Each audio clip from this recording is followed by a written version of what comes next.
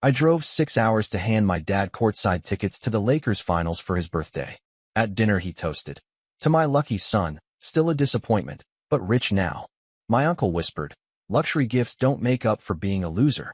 I stood up, took back the tickets, and left. This morning, he called me 67 times. Then his boss called too. I drove 6 hours straight, not even stopping for coffee. I rehearsed the surprise in my head 100 times. How I'd walk in, hand my dad the envelope with the gold-foiled ticket folder, watch his face light up when he saw the seats, courtside at the Lakers finals, no less. His dream. A lifelong fan.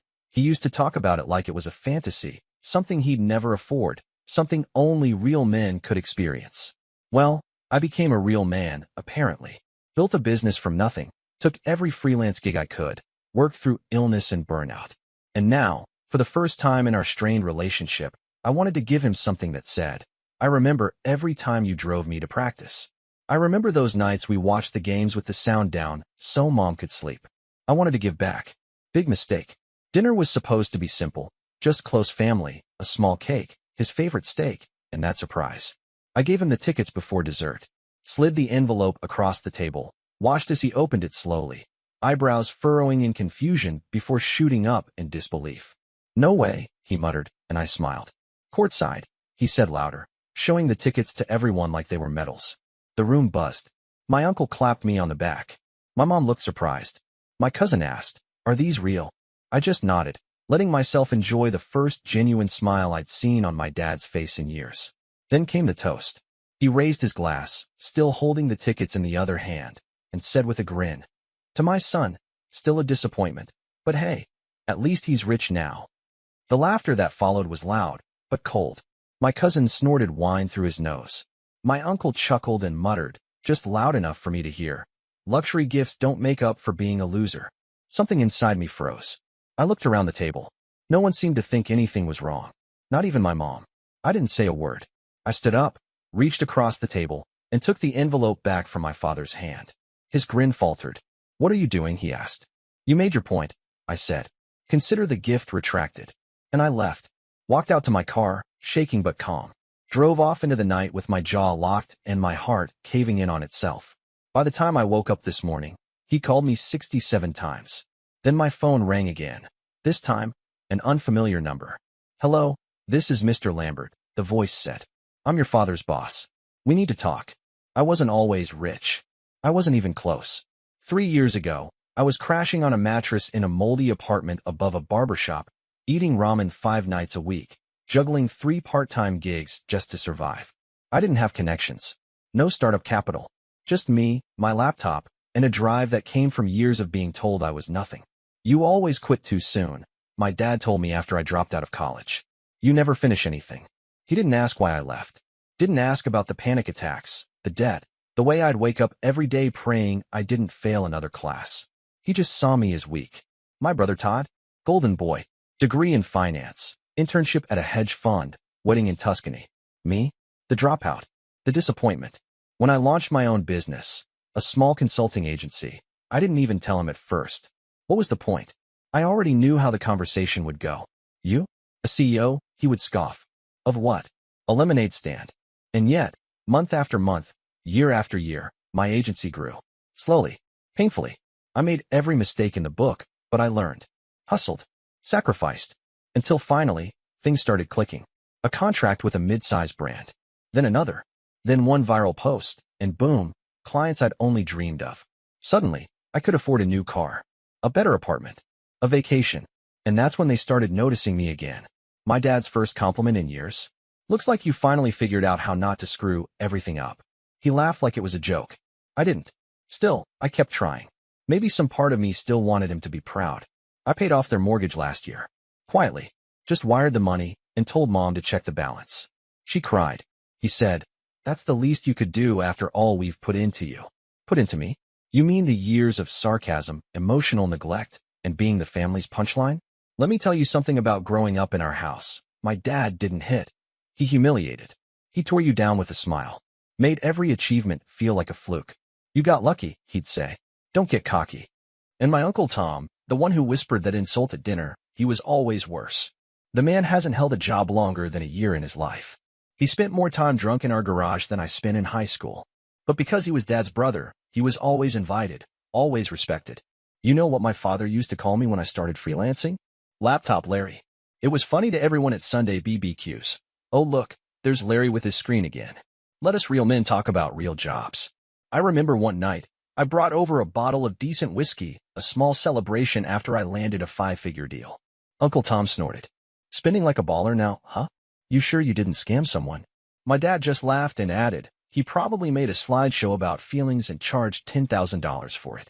They never asked what I actually did. Never asked who my clients were. Never asked what it took to get here. But you know what they did ask for? Money. Endless favors. Can you spot me for car repairs? Your cousin needs help with tuition. We're short on the house taxes, just this once.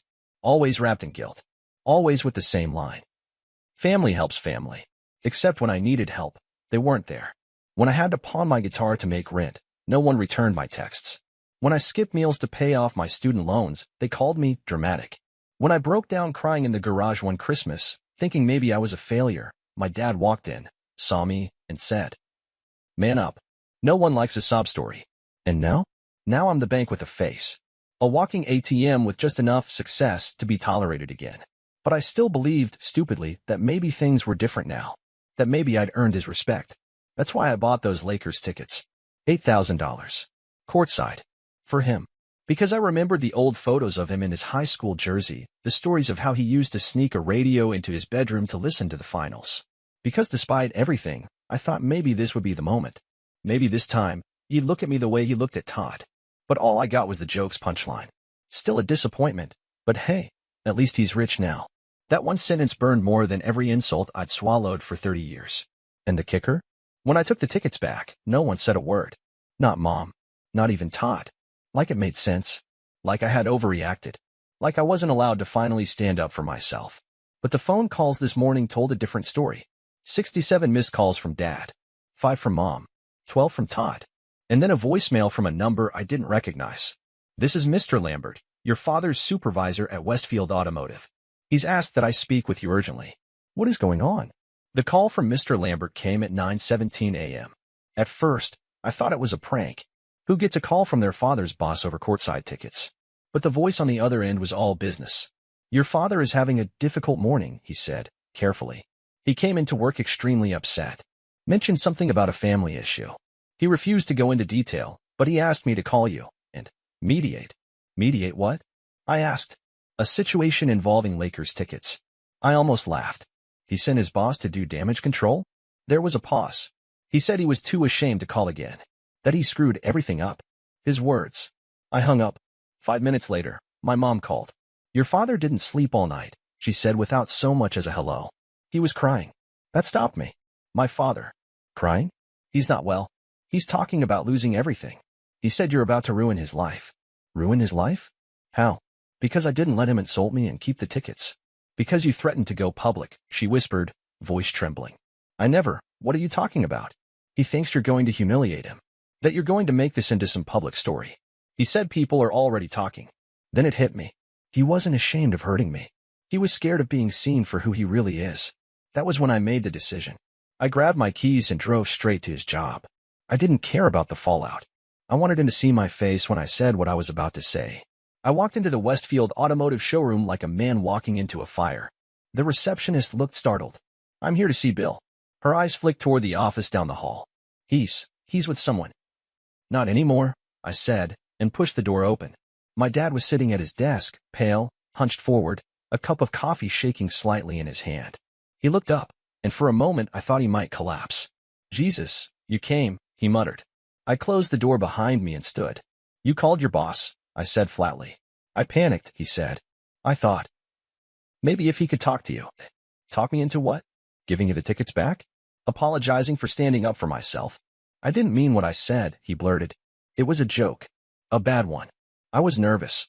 Everyone was looking at me." "You've had 33 years of practice making me the butt of your jokes, Dad. Don't act like this was new." He looked away, silent. "I gave you something priceless," I continued, "and you turned it into a punchline. And when I walked away, you didn't chase after me. You just sat there. I didn't know what to say. You never do. But you always know how to hurt." Then he said it, the thing I will never forget. "You think this makes you strong?" Walking away? You're still that scared little boy who couldn't throw a ball right. Just richer now. I walked up to his desk and leaned in. No, I said. I'm the man who built something from nothing.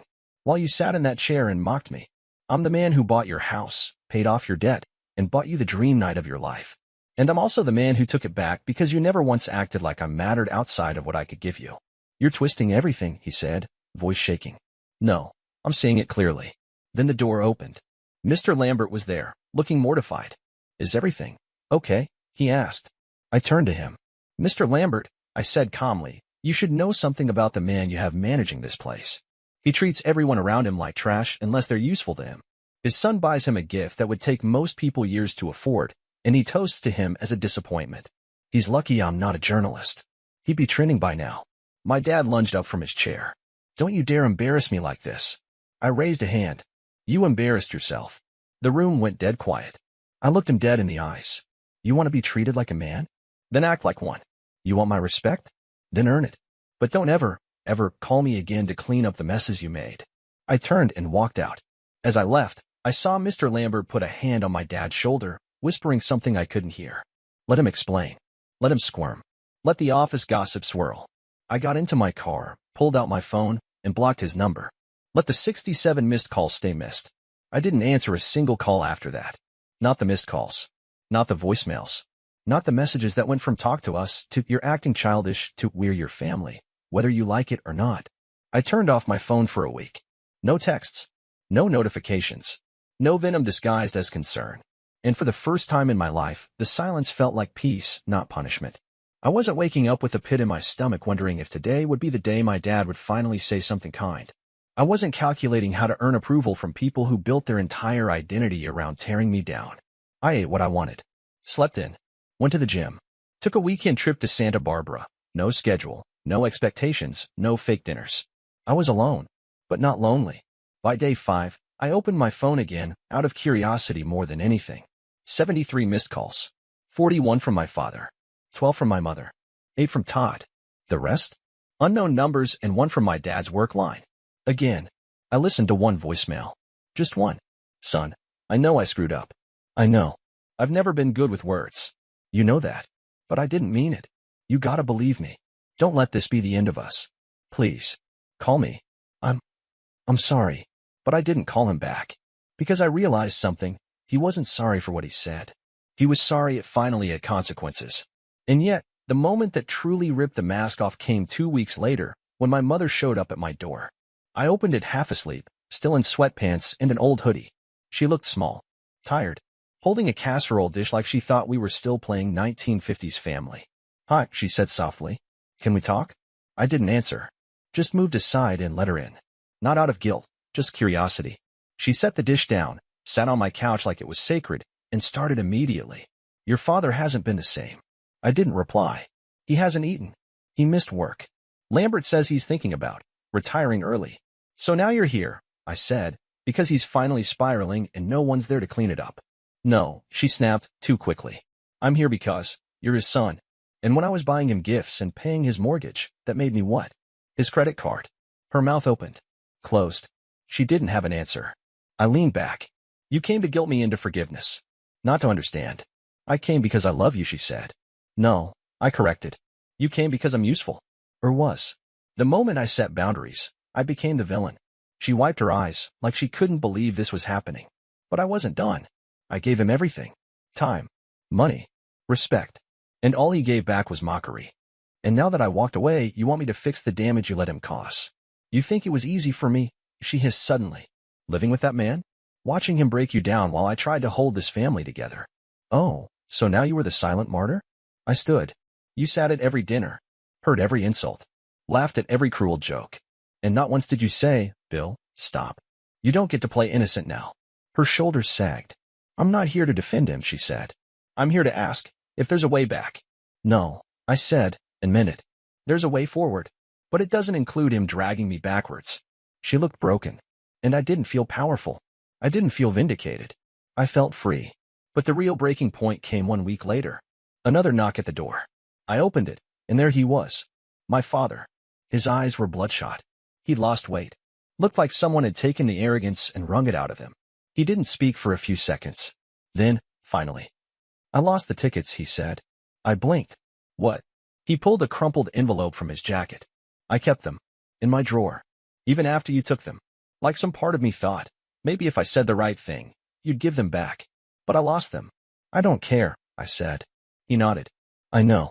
I didn't come for those. Then he said something I never thought I'd hear. I was a cruel man. To you. Your whole life. I thought if I pushed you hard enough, mocked you just enough, you'd try harder. That you'd prove me wrong. I stared at him. You think that's love? No, he whispered. I think that was cowardice. He sank onto the step outside my door. I don't know how to fix this. I don't even know if it can be fixed. But I want you to know. I see it now. I see you. And I hate that it took losing you to get there. He reached into his coat, pulled out an old, faded photo, me at 9 years old, holding a basketball in both hands, grinning with 2 missing teeth. I keep this in my wallet, he said. I used to look at it and wonder what happened. Now I realize I happened. I didn't speak. I didn't cry. I just looked at him and said, that boy deserved better. And I closed the door. A week after I shut the door on my father, the silence settled in like dust in an empty house. No more calls. No more visits. No more guilt masquerading as love. And still, I didn't miss them. I thought I would. I thought I'd lie awake wondering if I was wrong. But I didn't. Not once. Because for the first time in my life, I didn't feel like the broken one. I felt like the only sane person who finally stepped out of a burning building and let it collapse without running back in. My therapist, yeah, I finally got one, asked me something during our first session. Do you grieve the father you had, or the father you wished you had? I didn't even need to think. The one I wished I had, I said. Because the one I had. I never truly knew him. I only knew who I had to be to survive him. She nodded. Then your grief is a rebirth. You bet it was. I spent the next few weeks building a new rhythm. No family dinners. No backhanded compliments. No last-minute favors with the expectation of silence in return. Instead, I poured into me. Work. Gym. Reading. Rest. I bought a piano, even though I barely knew how to play. Took lessons like a stubborn beginner. I started hiking on Sundays alone, without telling anyone. No Instagram. No proof. Just me and the world. I began writing again. Journaling every thought I'd buried under, maybe next time Dad will be proud. And then, something strange happened. Todd called. I let it go to voicemail, of course. But curiosity got me, and I played it later that night. Hey, listen. I don't know how to say this, but I get it now. About Dad. About everything. I heard what happened at his work. I heard about what you said. I think I should have stood up for you that night. Pause. He's not well, man. He won't say it, but Mom says he's not eating. Keep staring at some photo of you as a kid. He quit Westfield last week. Just walked out. No plan. No goodbye. Pause again. Longer this time. I guess I'm just saying. You were right. I was blind. And I'm sorry. I deleted the message. Not out of spite. Out of peace. Todd could wrestle with his awakening. That wasn't my battle anymore. But then came the last loose thread, my Uncle Tom. The one who whispered that dagger. Luxury gifts don't make up for being a loser. He texted me 2 lines the next Friday. Didn't mean it like that. You know how I joke. Come by this weekend. Family's asking about you. I didn't respond. Instead, I took a screenshot, printed it, folded it neatly, and slid it into an envelope. On the back, I wrote, Luxury apologies don't make up for being a coward. Then I mailed it to him. No name. No return address. Just a truth he couldn't laugh away. A week later, I got an unexpected message, not from any of them. It was a DM on LinkedIn. From a woman named Natalie Halston. Hi. You don't know me, but I used to work with your dad. He talked about you constantly.